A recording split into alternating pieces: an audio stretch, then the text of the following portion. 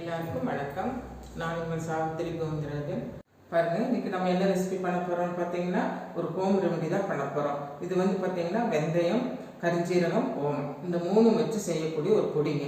இந்த பொடி வந்து பார்த்திங்கன்னா டயாபெட்டிஸ் பார்த்திங்கன்னா நமக்கு சர்க்கரை இருக்கிறவங்களுக்கு, வயிறு ரொம்ப பெருசாக இருக்கு இல்லைங்களா, தொப்பைன்னு சொல்லுவாங்க இல்லையா, அந்த மாதிரி இருக்கிறவங்களுக்கு, அப்புறம் பார்த்திங்கன்னா மலச்சிக்கல் பிரச்சனை, காலையில் எழுந்திரிச்சா அவங்களுக்கு அது பெரிய பிரச்சனையாக இருக்கும். அவங்களுக்கு எல்லாருக்குமே பார்த்திங்கன்னா இந்த ஒரே ஒரு பொடி நைட் நேரத்துக்கு போட்டு சாப்பிட்டா போதுங்க. ஹாட் வாட்டரில் போட்டு ஒரு அரை ஸ்பூன் குடிச்சிட்டு படுத்தா காலையில் மலச்சிக்கல் பிரச்சனை இருக்காதுங்க. கேஸ் ஃப்ரீ ஆகிடும், அப்புறம் மோஷனும் நல்லா போயிடும். இந்த தொப்பை இருக்கிறவங்களுக்கு பார்த்தீங்கன்னா இந்த சைடில் இருக்கிற கொழுப்பெல்லாம் இருக்கு இல்லைங்களா, அதுவும் நாளடைவில் கரைஞ்சிரும்.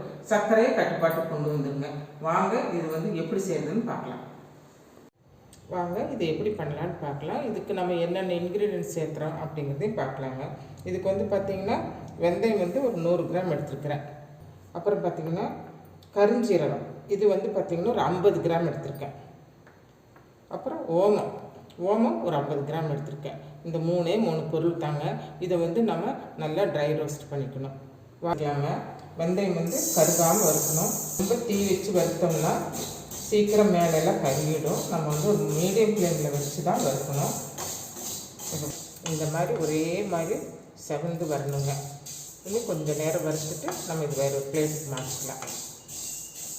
இந்த கரிஞ்சீரகம் இதை வறுத்துக்கலாங்க.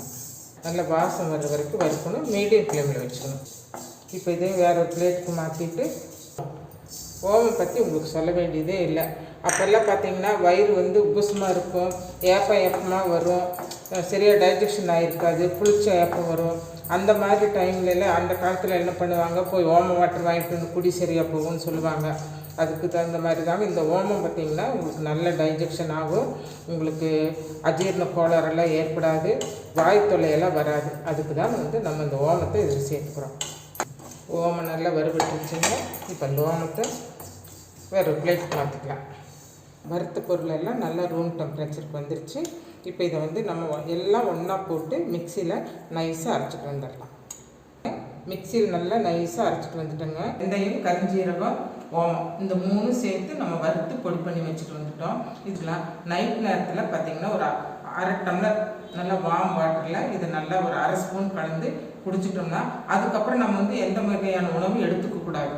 இது சாப்பிட்டதுக்கு பின்னாடி நம்ம எந்த உணவும் எடுக்கக்கூடாதுங்க. காலையில் பார்த்திங்கன்னா உங்களுக்கு நல்லா கேஸு நல்லா ரிலீஸ் ஆகிடும். நல்லா உங்களுக்கு வந்து பார்த்திங்கன்னா மோஷனும் நல்லா போயிடும். உங்களுக்கு வயிறு ரொம்ப கிளியராக இருக்கும்.